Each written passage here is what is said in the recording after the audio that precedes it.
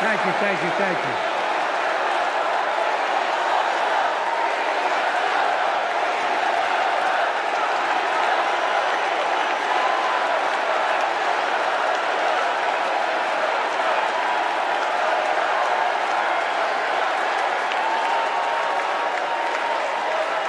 Thank you, thank you, thank you.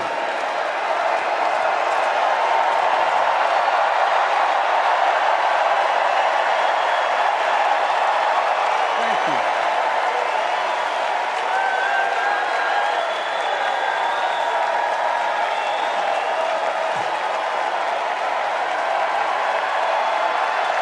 Thank you.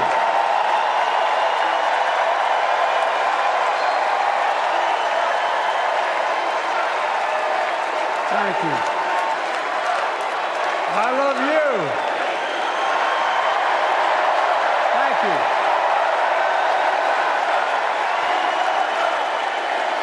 Thank you, thank you, thank you.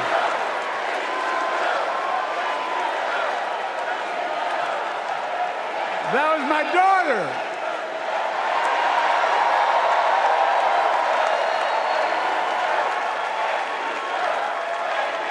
Thank you.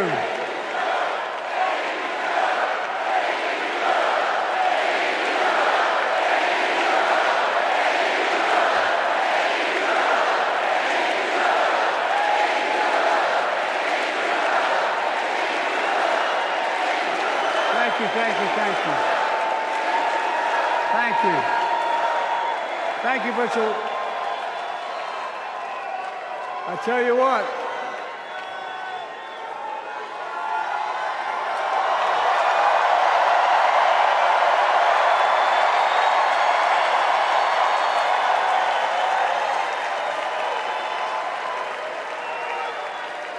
To my dearest daughter, Ashley, God love you, you're incredible. Thank you for that introduction and for being my courageous heart, along with Hunter and our entire family, and especially our rock, Jill.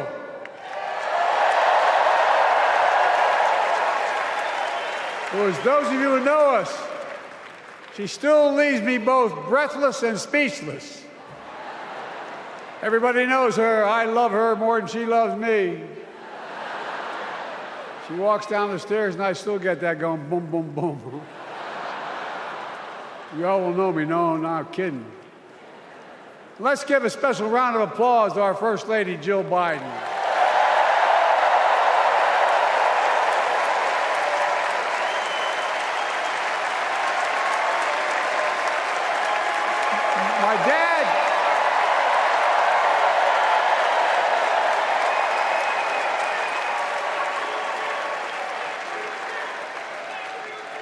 My dad used to have an expression, for real. He'd say, Joey, family is the beginning, the middle, and the end. And I love you all. Folks. And America, I love you.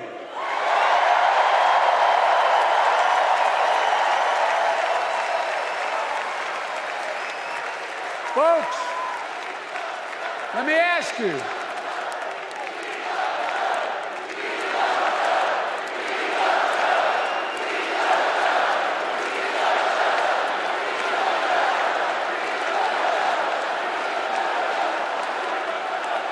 Let me ask you. Are you ready to vote for freedom?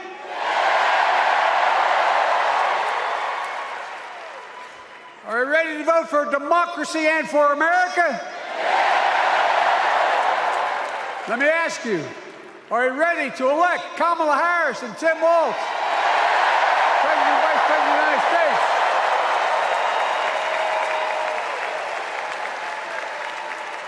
My fellow Democrats, my fellow Americans, nearly 4 years ago, in winter, on the steps of the Capitol on a cold January day, I raised my right hand and I swore an oath to you and to God to preserve, protect, and defend the Constitution and to faithfully execute the office of the President of the United States.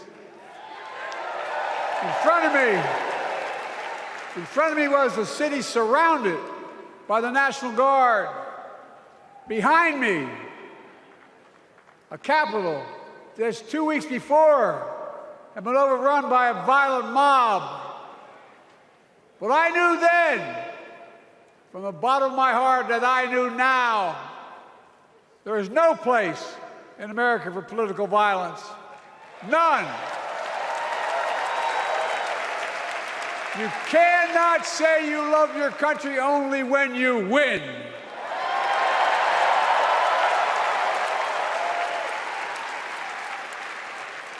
In that moment, I wasn't looking to the past. I was looking to the future. I spoke of the work at hand, the moment we had to meet. It was, as I told you then, a winter of peril and possibility. Of peril and possibility. We're in the grip of a once-in-a-century pandemic, historic joblessness, a call for racial justice long overdue, clear and present threats to our very democracy. Thank you.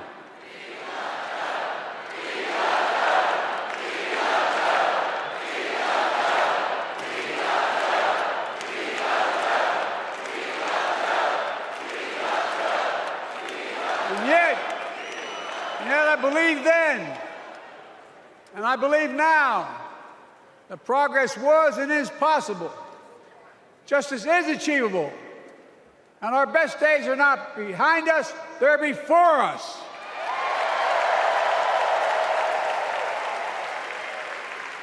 Now it's summer. The winter has passed. And with a grateful heart, I stand before you now on this August night to report that democracy has prevailed.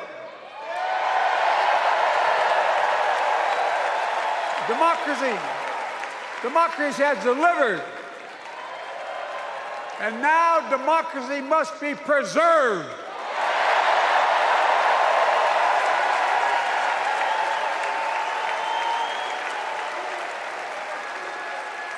You've heard me say it before. We're facing an inflection point. One of those rare moments in history when the decisions we make now will determine the fate of our nation and the world for decades to come. That's not hyperbole, I mean it literally. We're in a battle for the very soul of America. I ran for president in 2020 because of what I saw in Charlottesville in August of 2017. Extremists coming out of the woods, carrying torches, their veins bulging from their necks, carrying Nazi swastikas, and chanting the same exact anti-Semitic bile that was heard in Germany in the early 30s. Neo-Nazis, white supremacists, the Ku Klux Klan, so emboldened by a president then in the White House that they saw as an ally. They didn't even bother to wear their hoods. Hate was on the march in America. Old ghosts and new garments, stirring up the oldest divisions, stoking the oldest fears, giving oxygen to the oldest forces that they long sought to tear apart America. In the process, a young woman was killed. When I contacted her mother, I asked about what happened. She told me. When the president was asked what he thought had happened, Donald Trump said, and I quote, "There are very fine people on both sides. My God." That's what he said. That is what he said and what he meant. That's when I realized, had to listen to the admonition of my dead son, I could not stay in the sidelines. So I ran.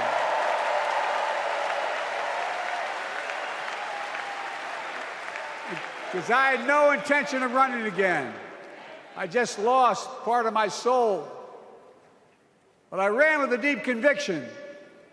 In America, I know and believe in an America where honesty, dignity, decency still matter. An America where everyone has a fair shot and hate has no safe harbor.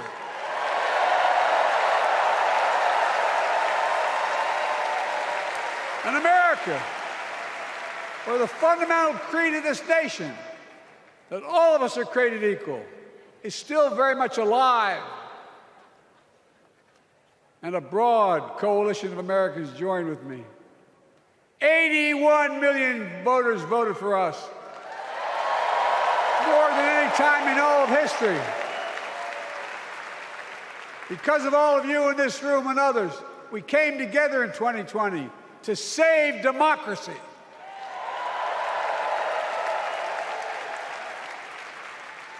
As your president, I've been determined to keep America moving forward, not going back, to stand against hate and violence in all its forms, to be a nation where we not only live with but thrive on diversity, demonizing no one, leaving no one behind, and becoming the nation that we profess to be.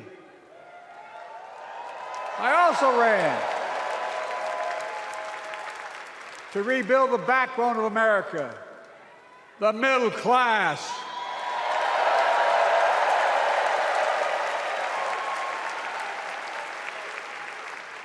I made a commitment to you that I be a president for all Americans, whether you voted for me or not. We have done that. Studies show the major bills we have passed actually delivered more to red states than blue, because the job of the president is to deliver to all of America.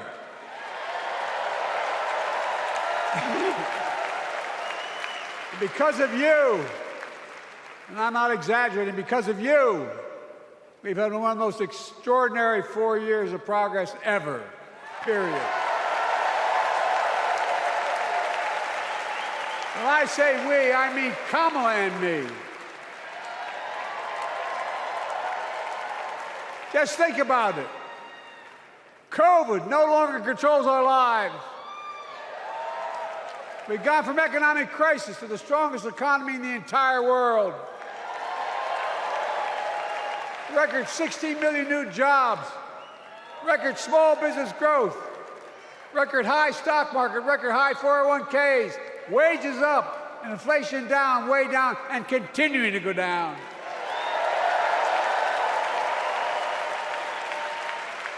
The smallest racial wealth gap in 20 years. And yes, we both know we have more to do, but we're moving in the right direction. More Americans have peace of mind that comes from having health insurance. More Americans have health insurance today than ever before in American history.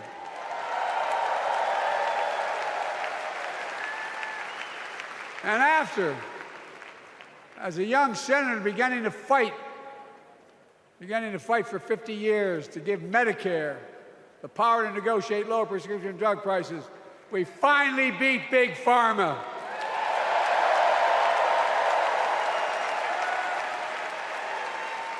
And guess who cast the tie-breaking vote? Vice President, soon-to-be President Kamala Harris.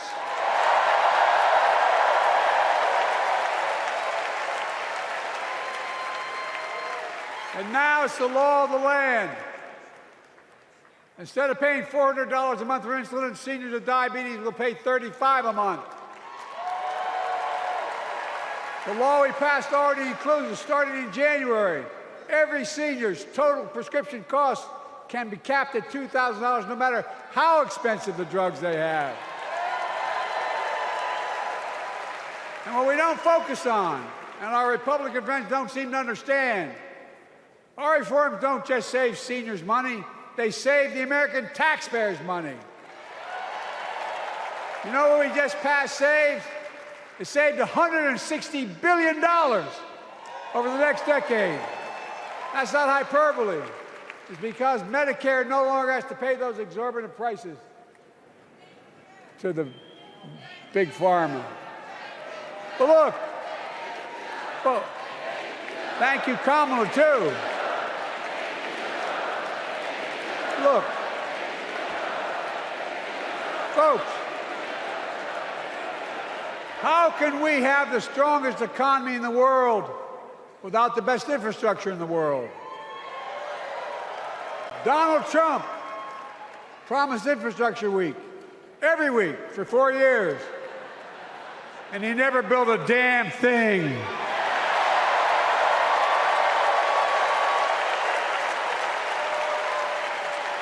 But now, because of what Kamala and I have done, remember we were told we couldn't get it done. Remember when we came into office, we couldn't get anything passed? But right now, we're giving America an infrastructure decade, not week. We're modernizing our roads, our bridges, our ports, our airports, our trains, our buses. We're removing every lead pipe from schools and homes so every child can drink clean water. We're providing affordable high-speed internet for every American, no matter where they live, not unlike what Roosevelt did with electricity. And so much more. We are uniting the country. We're growing our economy. We're improving our quality of life. And we're building a better America.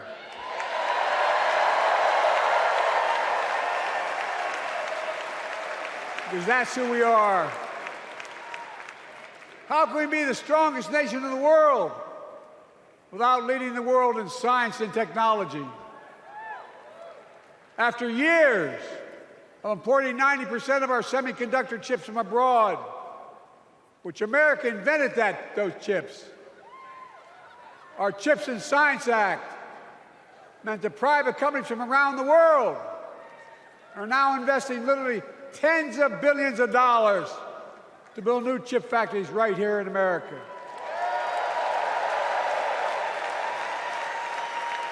And over that period, they'll create tens of thousands of jobs.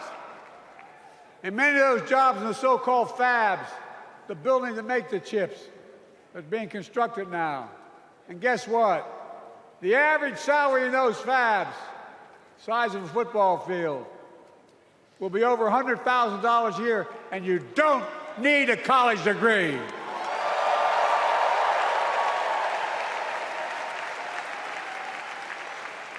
Because of you and so many electeds out there, American manufacturing is back. Where the hell to say we wouldn't lead the world in manufacturing? 800,000 new manufacturing jobs.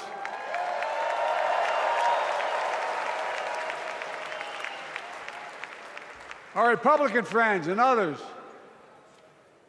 made sure they'd go abroad to get the cheapest labor. We used to import products and export jobs. Now we export American products and create American jobs right here in America, where jobs belong. With every new job, with every new factory, pride and hope is being brought back to communities throughout the country that were left behind. You know you're from them, many of you. You know what it's like when that factory closed, where your mother, your father, your grandmother, or grandfather worked.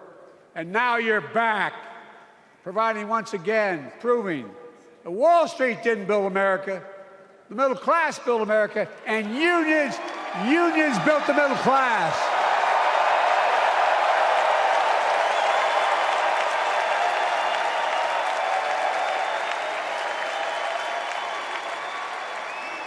It's been my view since I came to the Senate. And that's why I'm proud to have been the first president to walk a picket line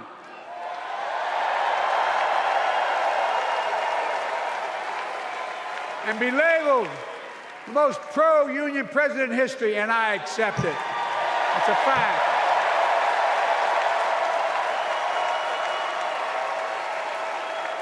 Because when unions do well, we all do well.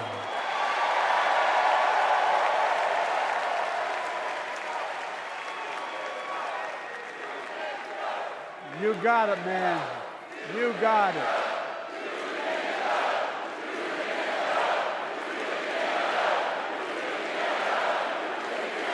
I agree. I'm proud. Look, remember he told we couldn't get anything done because we couldn't get anything done in the Congress? Well, with your support, we passed the most significant climate law in the history of mankind.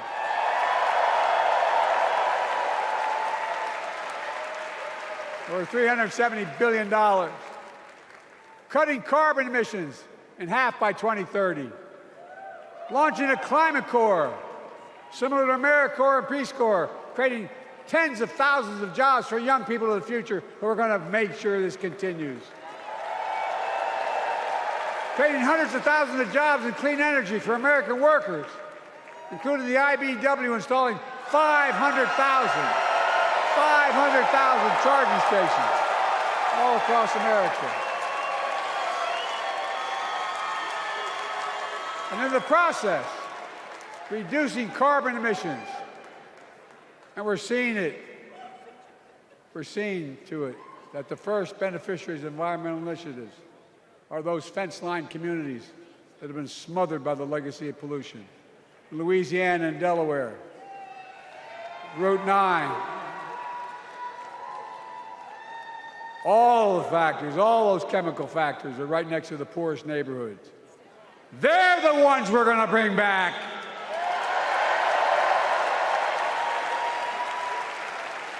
And how? How can we be the greatest nation in the world without the best education system in the world? Donald Trump and the Republican friends, they not only can't think, they can't read very well. Seriously, think about it.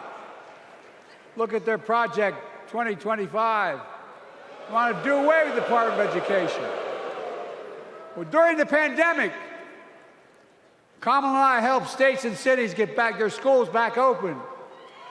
And we gave public school teachers a raise.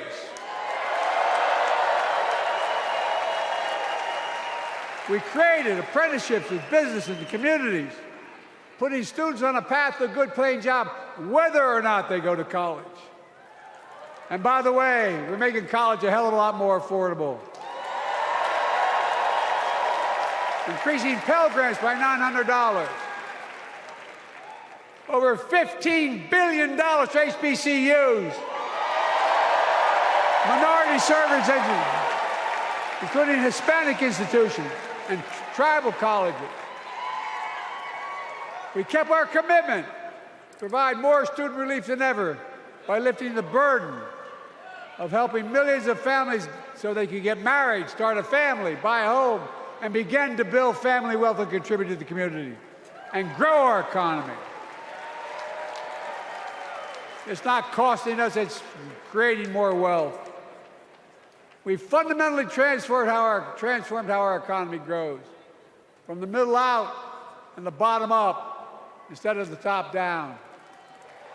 You know, my dad used to say there wasn't a whole hell of a lot to drop down on my kitchen table at the end of the month.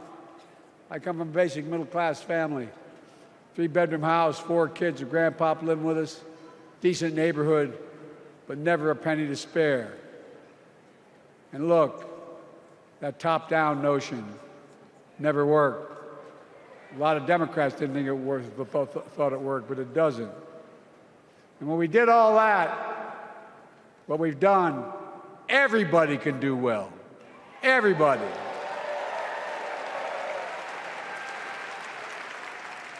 Donald Trump calls America a failing nation. No, I'm serious. But think about this. Think about this.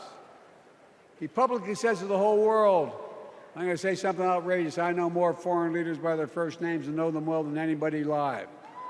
Just because I'm so damn old. But I'm not joking. Think of the message he sends around the world when he talks about America being a failing nation. He says we're losing. He's the loser. He's dead wrong.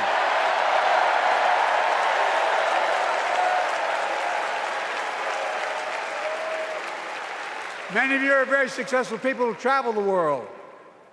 Name me a country in the world that doesn't think we're the leading nation in the world. Without America, not a joke, think about it. I'm being literal. Who could lead the world other than the United States of America? Well, guess what? America's winning, and the world's better off for it. America's more prosperous, and Americans are safer today than under Donald Trump. Trump continues to lie about crime in America, like everything else. Guess what? On his watch, the murder rate went up 30%, the biggest increase in history. Meanwhile, we made the largest investment, Kamala and I, in public safety ever. Now, the murder rate is falling faster than any time in history. Violent crime has dropped to the lowest level of more than 50 years. And crime will keep coming down when we put a prosecutor in the Oval Office instead of a convicted felon.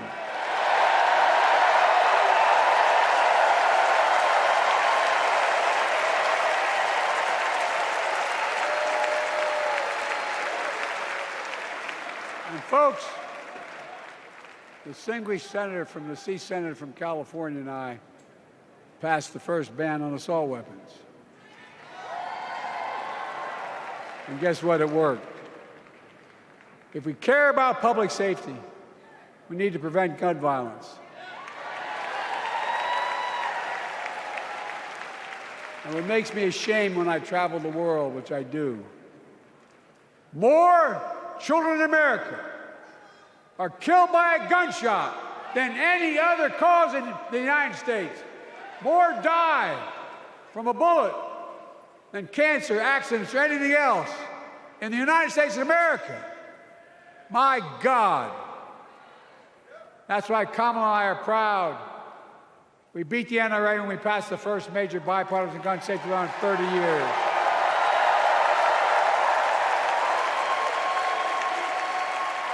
I'm serious. That comes from here. And now it's time to ban assault weapons again. And demand universal background checks.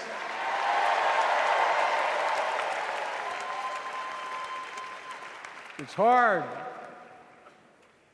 I never thought I'd stand before a crowd of Democrats and refer to a president as a liar so many times. No, I'm not trying to be funny. It's sad. Trump continues to lie about the border. Here's what he won't tell you. Trump killed the strongest bipartisan border deal in the history of the United States that we negotiated with the Senate Republicans. It took 4 weeks. Once it passed, and never acknowledged the most expansive border change in American history, he called senators to say, don't support the bipartisan bill, because he said it would help me politically and hurt him politically. My God. No, I'm serious. Think about it. Not a joke. Ask even the press who doesn't like me. They'll tell you that's true. Typically, Trump, once again, putting himself first and America last. Then I had to take executive action. The result of the executive action I took, border encounters have dropped over 50%. In fact, there are fewer border crossings today than when Donald Trump left office. And unlike Trump, we will not demonize immigrants, saying they're the poison of blood of America, poison the blood of our country. Kamala and I are committed to strengthening legal immigration, including protecting dreamers and more.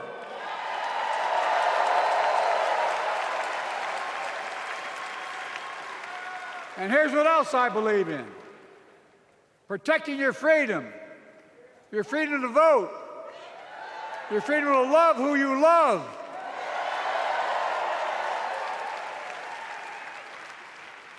and your freedom to choose.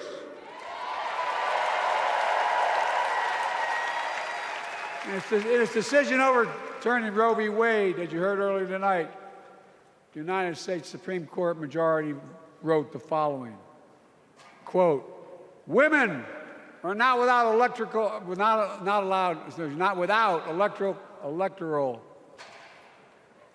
or political power." No kidding. MAGA Republicans found out the power of women in 2022. And Donald Trump is going to find out the power of women in 2024. Watch.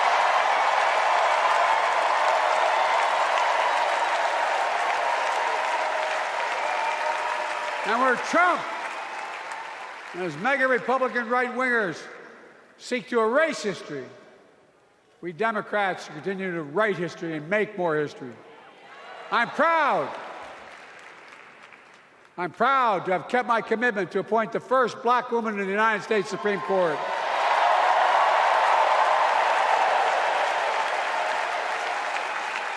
Ketanji Brown Jackson,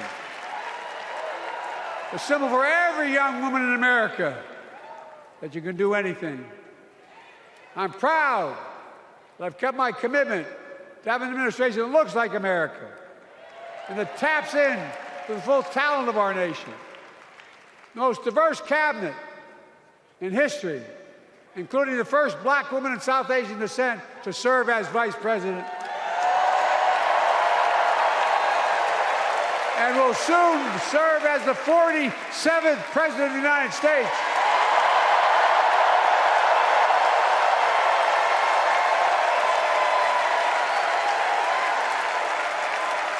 She is good. Look. Thank you, Kamala.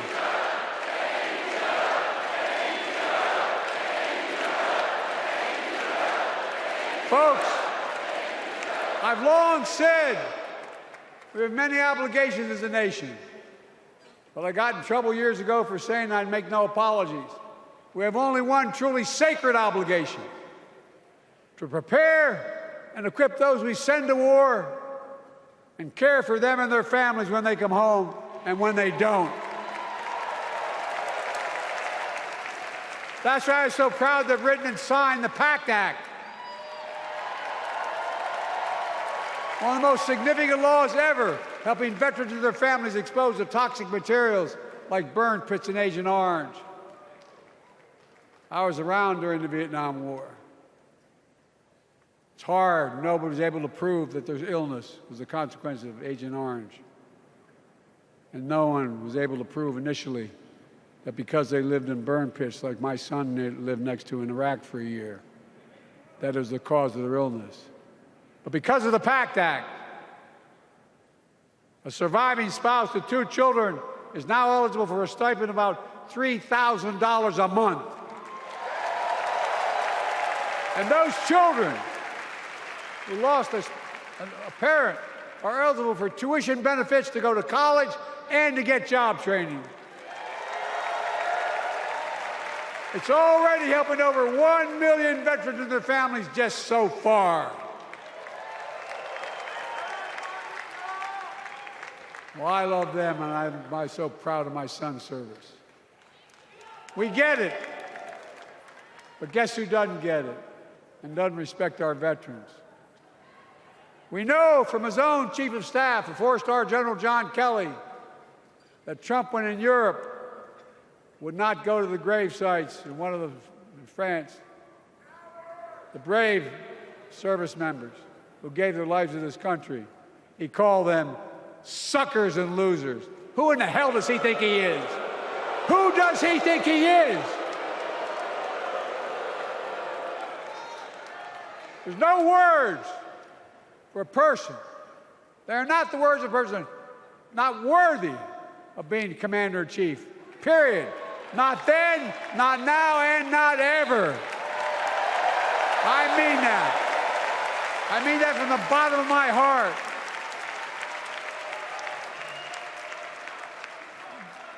Just as no commander-in-chief should ever bow down to a dictator the way Trump bows down to Putin.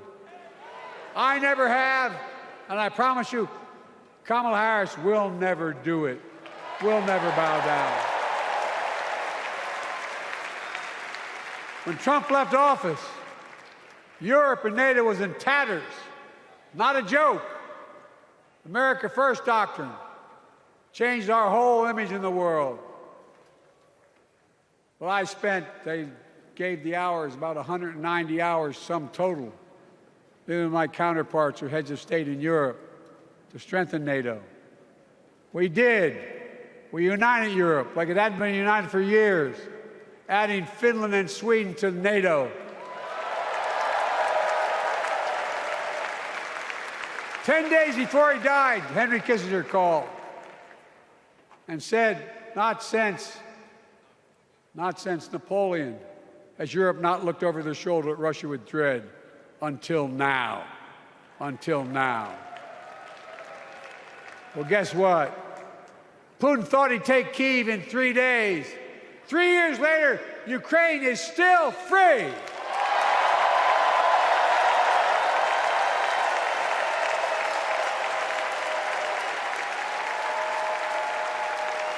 When I came to office, the conventional wisdom was that China would inevitably surpass the United States. They haven't noticed. No one's saying that now.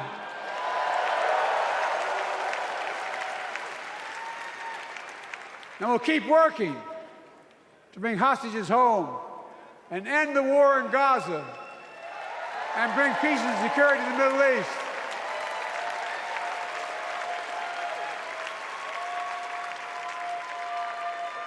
As you know, I wrote a peace treaty for Gaza. A few days ago, I put forward a proposal that brought us closer to doing that than we've done since October 7th.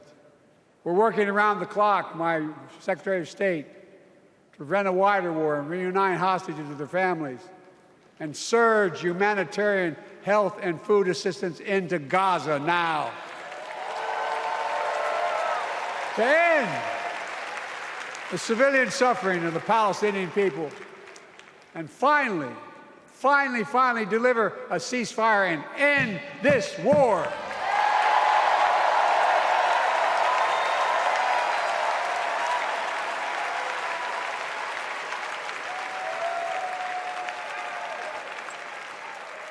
Those protesters out in the street, they have a point. A lot of innocent people are being killed on both sides. Just as we worked around the clock to bring home wrongfully detained Americans and others from Russia in one of the most complicated swaps in history, but they're home. Kamala and I are going to keep working to bring all Americans wrongfully detained around the world home. I mean it. Folks, I've got 5 months left in my presidency. I've got a lot to do. I intend to get it done.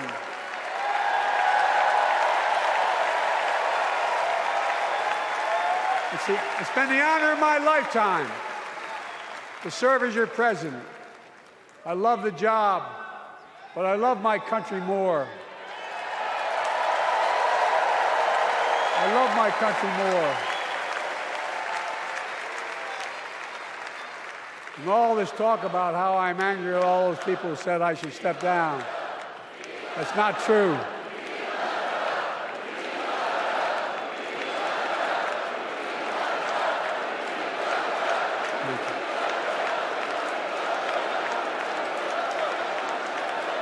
I love my country more, and we need to preserve our democracy. In 2024, we need you to vote. We need you to keep the Senate. We need you to win back the House of Representatives. And above all, we need you to beat Donald Trump.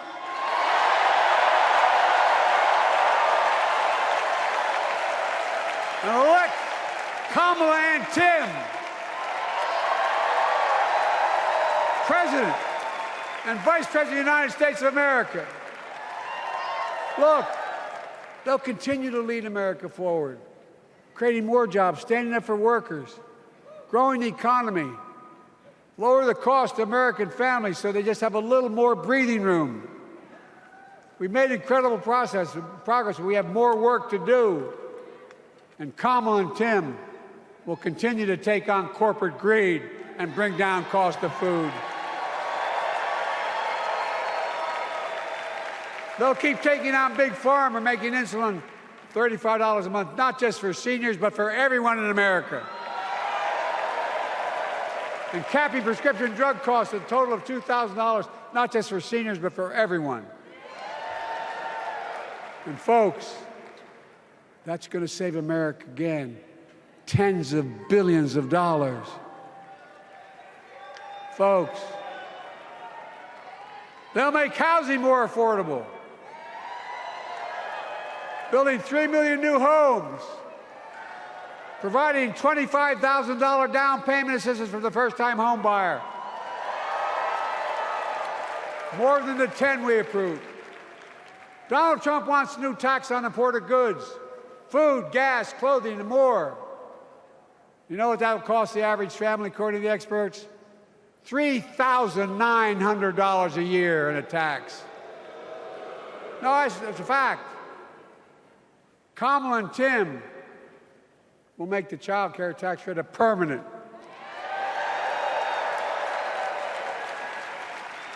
Lifting millions of children out of poverty and helping millions of families get ahead. But you know what Trump has? He created the largest debt any president had in 4 years with his $2 trillion tax cut for the wealthy. Well, Trump has a new plan. He wants to provide a $5 billion tax cut for corporations and the very wealthy. Read it. Put us further in debt. And folks, you know we have 1,000 billionaires in America. You know what their average tax rate they pay? 8.2%. If we just increased our taxes we proposed to 25%, which isn't the highest tax rate even, it would raise $500 billion new dollars over 10 years. They'd still be very wealthy.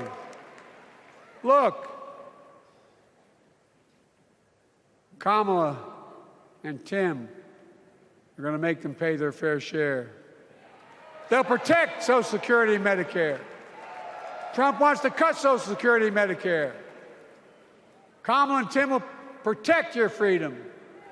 They'll protect your your right to vote. They'll protect your civil rights. And you know Trump will do everything to ban abortion nationwide. Oh, he will. You know Kamala and Tim will do everything they possibly can. That's why you have to elect a Senate and a House to restore Roe v. Wade.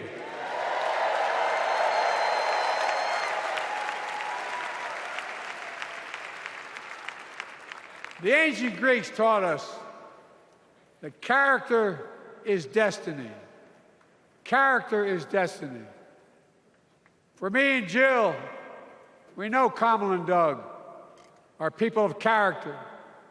It's been our honor to serve alongside them. And we know that Tim and Gwen Walz are also people of great character.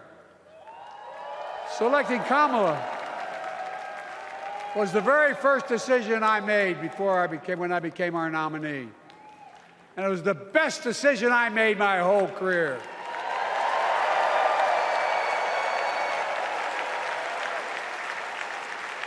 We've not only gotten to know each other, we've become close friends. She's tough, she's experienced, and she has enormous integrity, enormous integrity. Her story represents the best American story.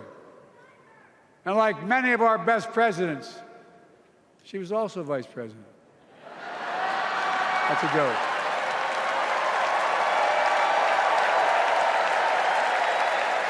But she'll be a president our children can look up to. She'll be a president respected by world leaders because she already is. She'll be a president we can all be proud of. And she will be a historic president who puts her stamp on America's future.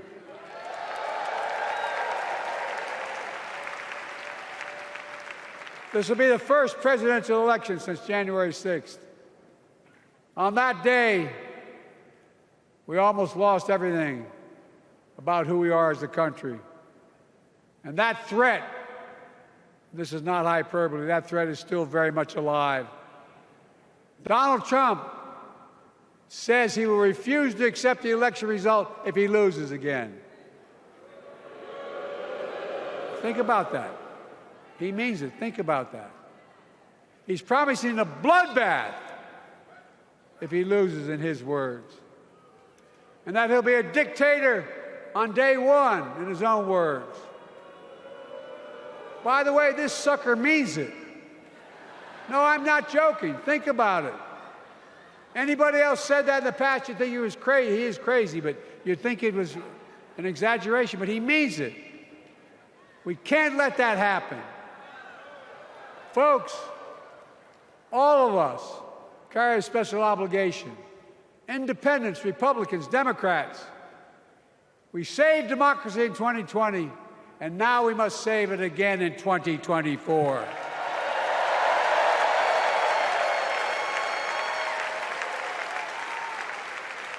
The vote of each of us cast this year will determine whether democracy and freedom will prevail.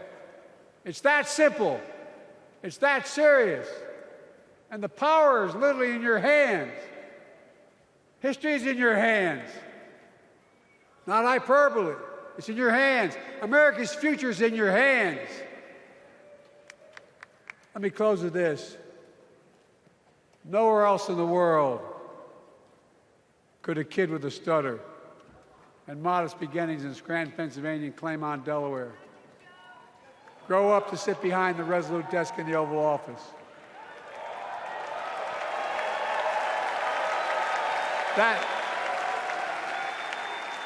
That's because America is and always has been a nation of possibilities.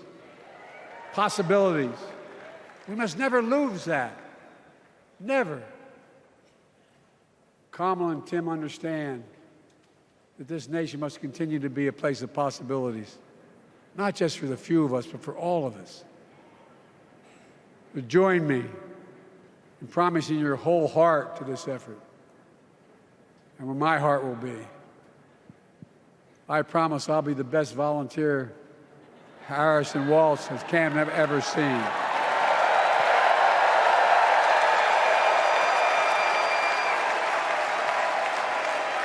Each of us has a part in the American story. For me and my family, there's a song that means a lot to us, that captures the best of who we are as a nation. The song is called American Anthem. There's one verse that stands out, and I can't sing worth a damn, so I'm not going to try. I'll just quote it. The work and prayers of centuries have brought us to this day. What shall our legacy be? What will our children say? Let me know in my heart, when my days are through, America, America, I gave my best to you.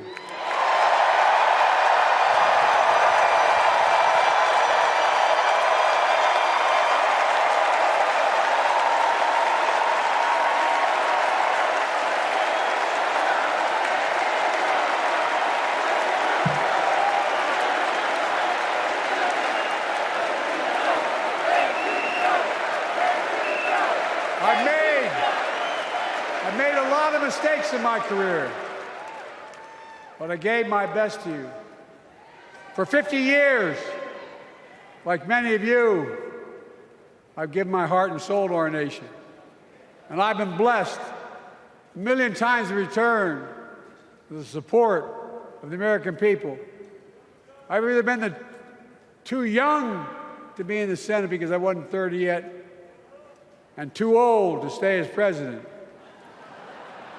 But I hope you know how grateful I am to all of you. I can honestly say, and I mean this from the bottom, give you my word as a Biden, I can honestly say I'm more optimistic about the future than I was when I was elected as a 29-year-old United States Senator. I mean it. Folks, we just have to remember who we are. We're the United States of America.